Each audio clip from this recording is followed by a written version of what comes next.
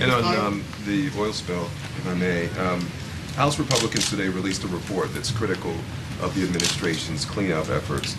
Specifically, they say that they have evidence that administration officials, quote, have misrepresented key facts, including the number of assets dedicated to cleaning up the spill, the timing of when officials knew about the oil leak.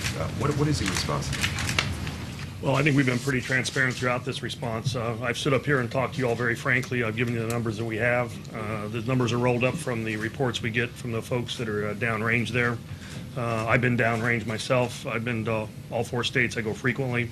Travel both the president and the vice president this week. Every indication I have that the numbers are coming up are the numbers that are there.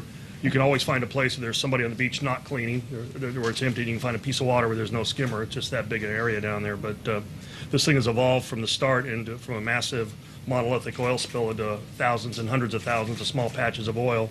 It's required us to change our tactics, to move to a more skimmer-based approach from the boom approach. It was originally requested by the governors, but I think throughout the entire life cycle of the event, we've been pretty upfront with the resources that have been out there. So it's more about the complexity of this operation rather than transparency?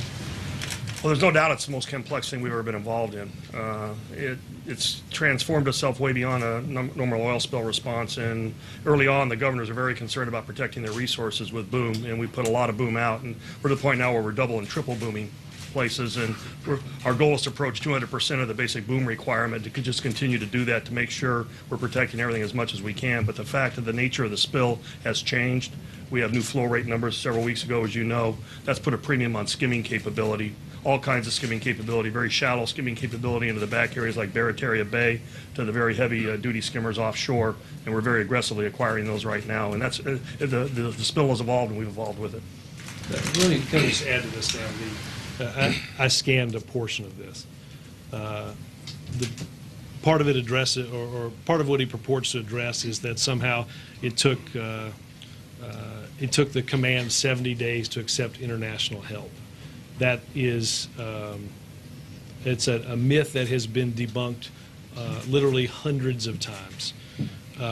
There were already 24 foreign vessels that were operating in the Gulf before the State Department announced 2 days ago additional international assistance.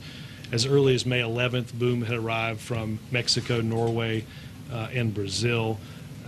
Part of the report mentions that, our failure to waive the Jones Act has been a problem. That, again, a myth that has, I think, been debunked on any number of occasions. And I would say one thing to Congressman Issa: Plaquemines is spelled Plaquemines.